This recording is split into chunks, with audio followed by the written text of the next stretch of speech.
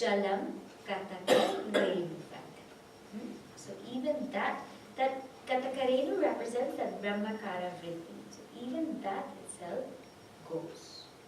And the self alone remains.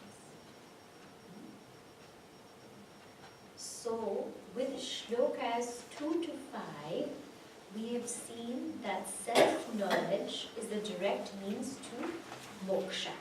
Shlokas 2 to 5, this was the theme. Shloka number 1, the theme was the Mangalacharana, means who is a qualified student, the subject matter, etc. 2 to 5, the theme is self-knowledge is the direct means to liberation. Now, the next section is, okay, you're saying Atma alone remains. Atma alone remains. But what about this world? What happens to this world? I feel like after I negate everything, I remain, but the world also remains. So can you tell me a little bit more about the world? So shlokas 6 to 9 talk about the falsity of the world. Okay?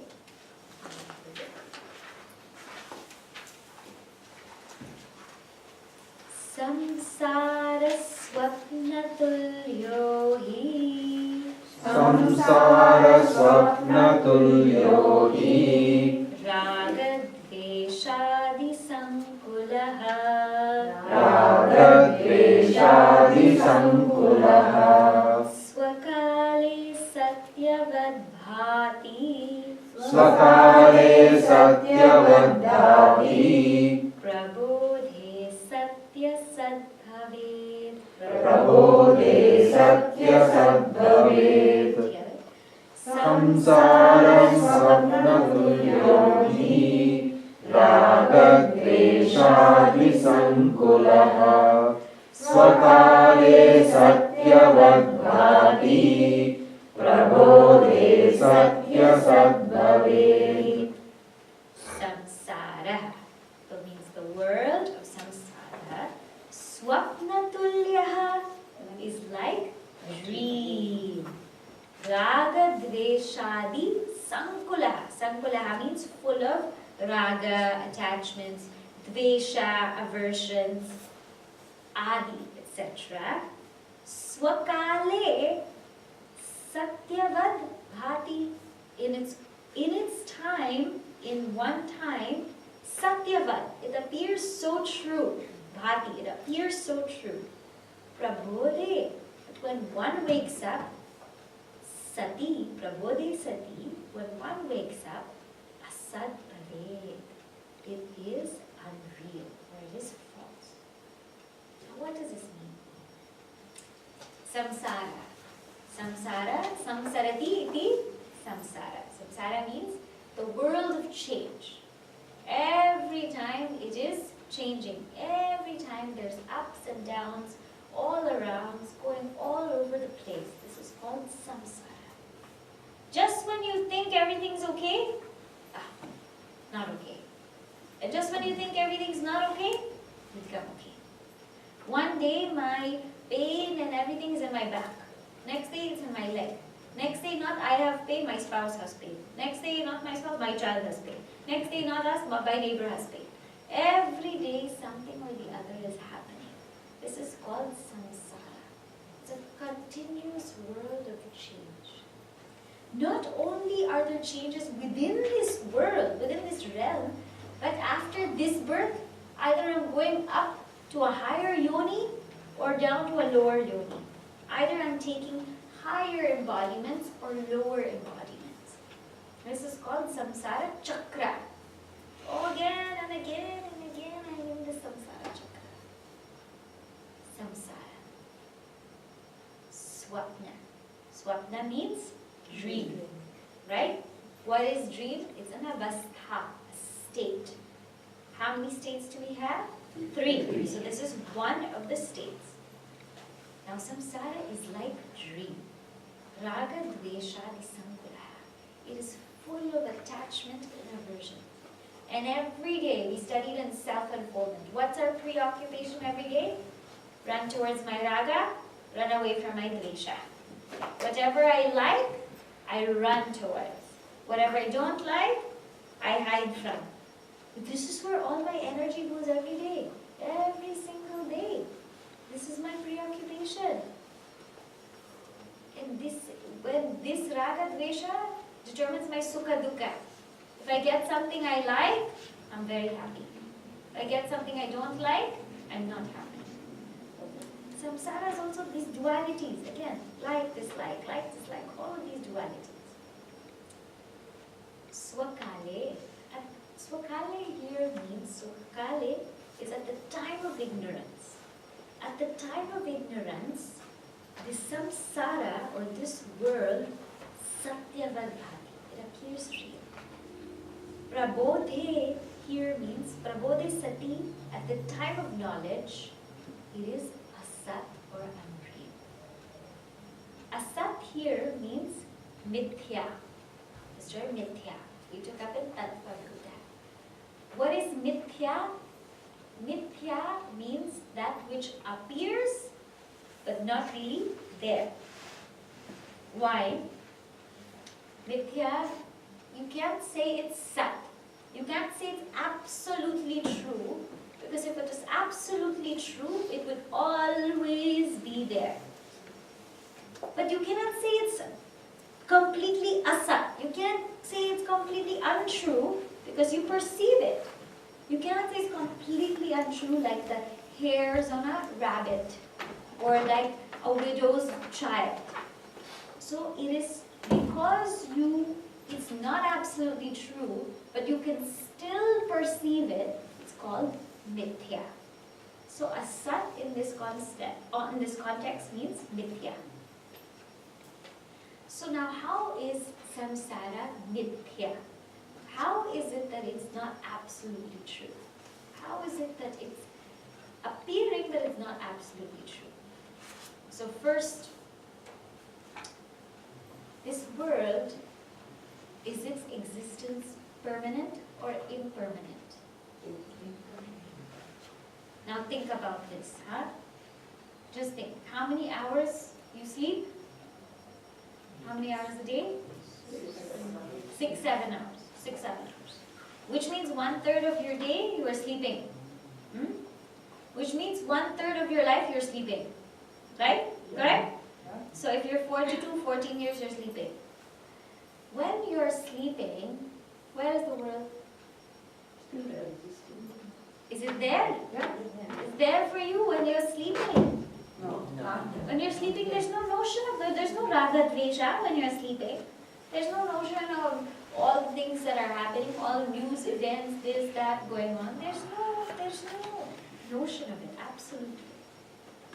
So for 1/3 of the day, there's no notion of the world. For 1/3 of your life, there's no notion of the world. Now, how can that be so real? Please tell me. Something that is only in one state, how can that be so real? It's only in waking state. When I'm in dream state, there is no world. When I am in deep sleep state, there is no world. It's only coming in this waking state. So it is extremely impermanent. It's just one state. World means in my waking state. Your identity now and my identity now is only waker. That's all. We're just a waking identity. So there's something deeper to us, that which is beyond all three states. So number one, this samsara is impermanent. Like dream also. Dream also is impermanent, right? But the thing about dream, what is it?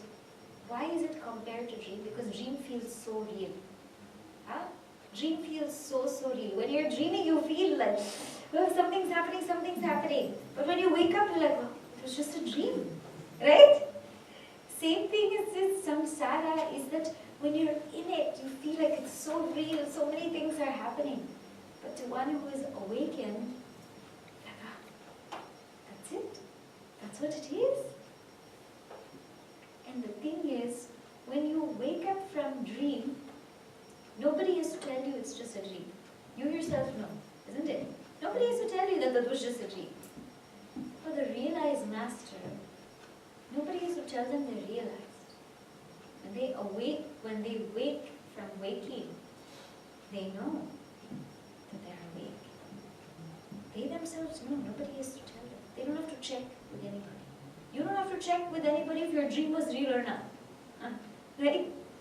Same way, realized master, they don't have to check with anybody. When they wake up from waking, they know it's just a dream. It's like a dream.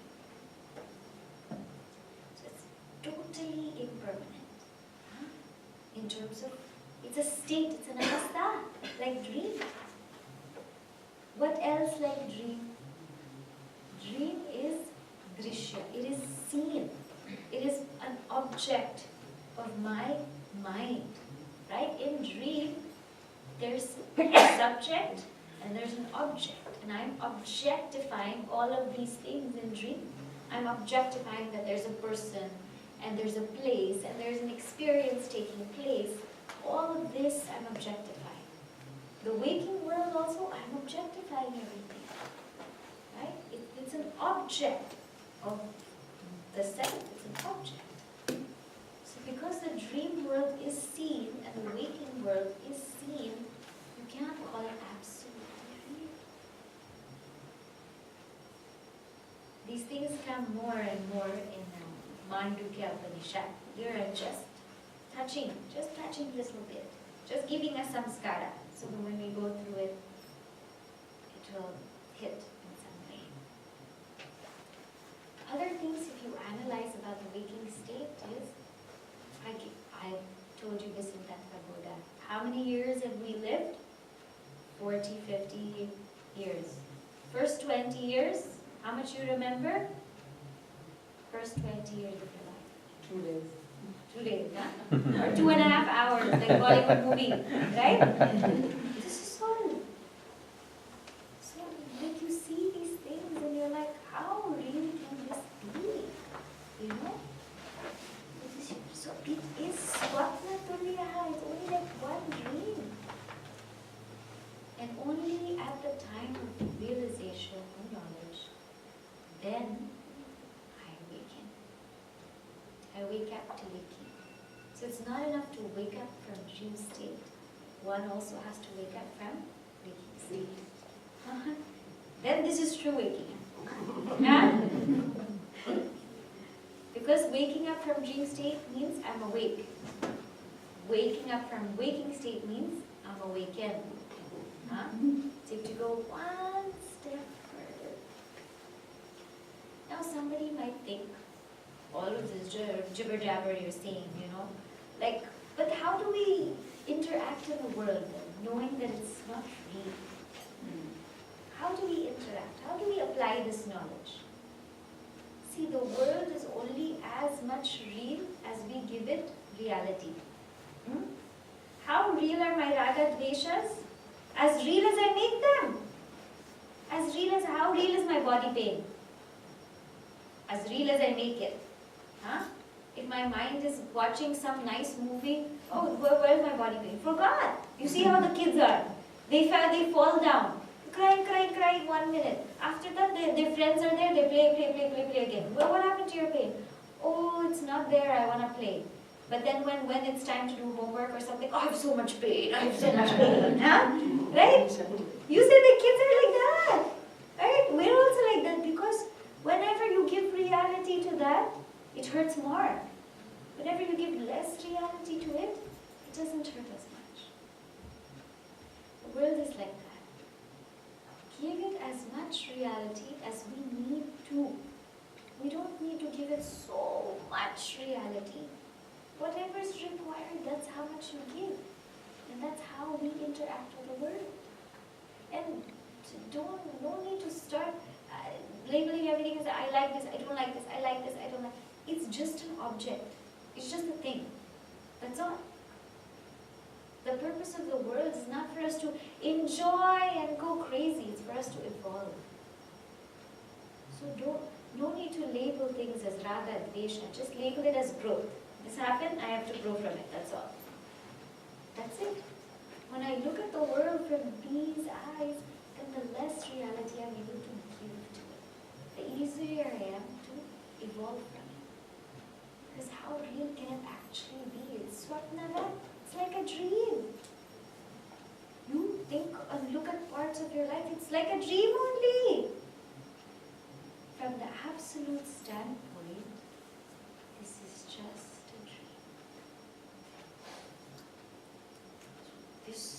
So in the shloka, verse 6, the world is like a dream, and when we wake up, we realize it's falsity. Now, we go to the next shloka. Tavat satyam jagad bhati. Tavat satyam jagad bhati. Shuktikarajatam yatha. Shuktikarajatam yatha. Yavanna jnayate brahma. Yavanna jnayate brahma.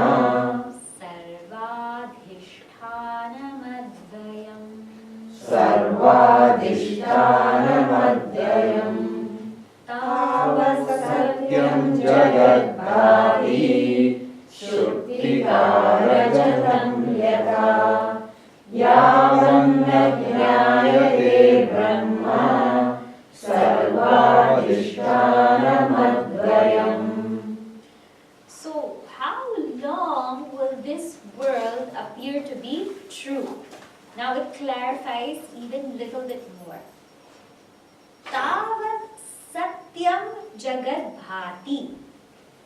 The world, jagad bhati, the world will appear satyam, true or real, tavat, as long as what? Yavan na jnayate brahma. As long as one doesn't know Brahma, the world will appear to be real. What is Brahma? Sarvadhishthanam advayam. That advayam, non-dual, adhishthana, substratum of all, that is called Brahma. And until one knows Brahma, the world will appear very, very real. How? Give me an example. Shuktika rajatam yatha. Shuktika means shell. Rajata means silver. So now all Vedanta examples are coming. There's a book of all Vedanta examples. So now this example you also know very well. You also know very well that if you're at a beach sometime, some shells look like they're very shiny and have, like they look like they're silver, and they feel like you could feel or you could mistake it to be a coin. And so you pick it up and you're so excited because you found 1 rupee. Not that we'll be excited, but you're so excited. You pick it up, but then you find out that it's not Rajata, it's not silver, it's actually just a shell. So this example, what does it illustrate? It illustrates that the shell here is the reality of the world. The world will appear to be real until we don't know Brahma. When we know Brahman, when we know the actual shell, that Brahman, then the reality of the world will cease to appear. Now why am I saying reality of the world? It's not that the world will cease to appear. When one has knowledge, it's not that the world will cease to appear. Not that when I have knowledge, there's no world for me. No. The world will continue to appear, but the reality of the world will not be there. Just like I may still see, the shell may still feel silvery, but I know that it's just silver. You understand? The shell may still appear silvery, because when the sun shines and everything, they still appear silvery. But I know that's really the shell. The same way, the world will continue, but I'll know that the reality of the world is really brown. Just like the sky will continue to appear blue, but But I know the sky is not really blue. We know. The sunrise and sunset will continue to appear, but I know the sun isn't really rising or setting. So when one has knowledge, don't think that the world will change, or don't think they'll be like super enlightened, that they won't see the world and everything like that. The world will not disappear. The reality given to the world, that's what will disappear. It won't be given as much importance. Just enough importance as a play. To Jnani, the world is a game, it's a sport, it's a play, it's a stage. It's where drama happens, and then, what did I tell you last time? Outside drama, but inside Rama. Right? For Jnani, it's like that. Drama is the same everywhere. But what's the difference between us and Jnani? For Jnani, inside ever Rama. Outside all drama can happen. For us, outside drama, and then inside more drama. More drama, right? So like this, as long as we don't know this Brahman, and who is this, what is this Brahman? Advaya. Non-dual means the world is not, if I take the world to be real, what happens? What happens if I take this world to be real? So many flaws will come. In Vivekachudamani, there's a beautiful shloka. It says that if you take this world to be real, there will be 3 flaws in your thinking. What flaws? Anantatvahani means that Atma will not be infinite. Because there will be Atma and there will be world. If they're both absolutely real, Atma will lose its infinitude. It won't be Purna, because there can be only one infinitude. Then what else will happen? If I take the world to be real, then Shruti will lose its validity. Upanishads will lose their validity. And for us, we take Upanishad as Pramana. That is the highest text of authority, because it's the revelations of the rishis which they directly experienced. So the whole Upanishads would be invalid. And number 3, what is the flaw? Bhagavan would be a liar. They actually say this, Bhagavan would be a liar. What do you mean? Because in Bhagavad Gita, what does he say? Mai tatamidam sarvam jagat avyakta murtina matsthani sarva bhutani nachaham teshu avastita. Means, I am the one that pervades the whole world, and they are in me, but I am not in them. Means that silver is depending on me. I am the substratum of that silver.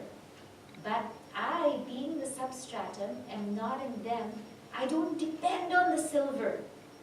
And I'm not affected by the silver.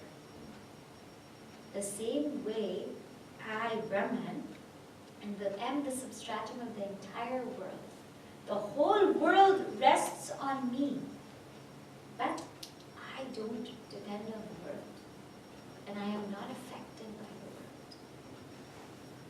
So if we take the world to be real, then Bhagavan will be a liar. These 3 flaws there. So you see, so in this example, what's to be really taken into consideration is that what will go is the reality of the world. It won't have that much effect on me.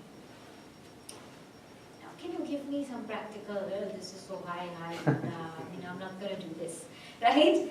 Okay, so practically I'll tell you how to envision this or apply this in life. Many times in the world, negative thoughts will come.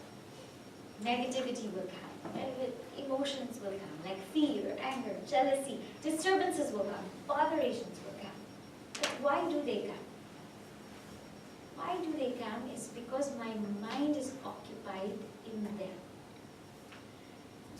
When you stay in an apartment, there are apartments in Stanford, I'm sure. When you stay in an apartment, what is the best floor to be in an apartment? Top floor. Top floor. Top floor is the best floor. Why? Why is the top floor best? You don't hear the other people. You're not disturbed, you don't hear anybody, right? So everyone likes to get the apartment at the top floor.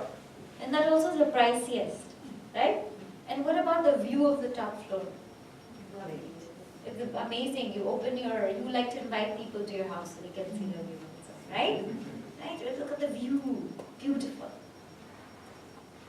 So, when our minds are raised to the top floor, being Brahman, knowledge, truth, satsanga, when our minds are raised to the top floor, everything looks so small. All the buildings and cars and people, they all look small. When my mind is raised to the top floor, all these disturbances, they look so small. They're very petty. They're not even bothering me. And because I'm on the top floor, I'm so much at peace. When my mind is on the top floor, when my mind is bathed in this knowledge, when my mind is bathed in the light of divinity, all these silly things don't bother me. So as a sadhaka or as a seeker, what am I supposed to do? Keep my mind on the top floor. But, as I said, it's the most costly. It's a high price to pay. So it's also a high price to pay in the sense that I have to make changes in my life to keep my mind there. So whenever I'm being disturbed, whenever I'm being bothered, whenever I'm feeling low, what does it mean? Because my mind is not kept on the top floor. My mind is not kept on the penthouse of the building or the top view of the building. It's not kept there. It went few floors lower. Huh? And the lower I go, the noisier it is. How noisy is the lobby? Very noisy. Huh? Compared to the top floor. So when there's many disturbances, means my mind is in the lobby. But when there's less disturbances, my mind, because if your mind is in the top, who has time to think? If your mind is reveling in something and just who has time to think about this nonsense? Nobody has time to think about this nonsense. People will only become petty and all of that when their mind is in the lobby. But when the mind is so high, we don't have time for that. Nobody has time for that. So keep your mind on top. Then it becomes easy. And once your mind is on top enough, you won't even give so much reality. It's okay. The world will keep changing. It will keep going on and on and on. Why do we get so upset about it? Is there any day that the news report won't come? Every day some news report won't come. Every day it will come. It will come. But what's the beauty of the news report? You never know what's true. Huh? Right? Nobody knows. CNN will say something, BBC will say something, NBC will say something. Where's the satyam there? No satyam. The world is like this only. Every day somebody will tell you something. Then somebody else will tell you something. Then somebody else will tell you something. What is the truth? What is the satyam there? Nobody will know. Nobody will know. You see how the world is? You cannot even tell what's true. You cannot. There's no objective reality. What is truth in the world? There is nothing that's true. The only truth about the world is it's untrue. You know what I mean? That's the only truth. Nothing about what you see in yourself is true. Nothing about what we hear is true. You don't know. So no need to get too occupied in what is true in the world. The only truth is that it is false. That's all. And once you understand this, it is a great relief. So many scientific research papers, is this equation true or is that equation true? Keep changing, keep changing, keep changing. You keep changing still. I can keep looking, keep looking. The ultimate truth is that one. That's all. No need to look anywhere else. Don't waste time. This is what it means about the falsity of the world. So Brahman is that which is non-dual and the substratum. Until and unless I know that and own it, world will appear. world will appear real, world will appear true. When I know it, world will appear false. It will still appear. Okay, we take up one more. Verse number 8 on the falsity of the word. Upadane khiladhare Upadane khiladhare Jaganti parameshware Jaganti parameshware Sargasthitilayan yanti Sargasthitilayan yanti Budbudani vavarini Budbudani vavarini Upadane khiladhare Jaganti parameshware Sargasthitilayan yanti Budbudani vavarini.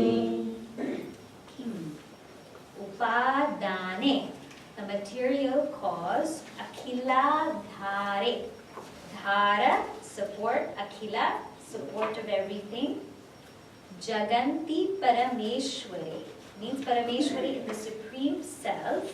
Jaganti means all of these worlds. Sargasthiti layan yanti. All these worlds, sarga, they rise. Sthiti, they stay. Laya, they dissolve. All of these worlds do that. How? Budbudani. Budbudani, like bubbles. Eva varini, like bubbles in water. So how do we understand this? Budbudani eva varini, like bubbles in water. Jaganti, those worlds. Sarga sthiti laya layan yanti, those worlds continue to rise, exist and fall. Where? Into the supreme self, which is parameshware, akhiladhare, upadane. The self, which is the material cause, the support of everything, the supreme self, they continue to do that. They continue to come, rise, exist, and fall. Now, this shloka says very beautifully, it says first of all, what is that self? Okay? Self is upadane. Upadane means material cause. Parameshware here represents efficient cause. Now you know, and I'm sure you've heard Gurudev speak on logic of spirituality and all of these other texts.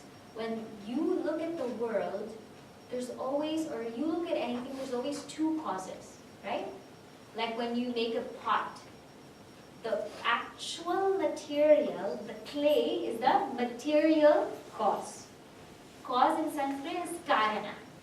Material cause is upadana karana. But the clay cannot make itself, right? So you need an efficient cause, which is the potter. So the potter is the efficient cause, called the nimitta karana.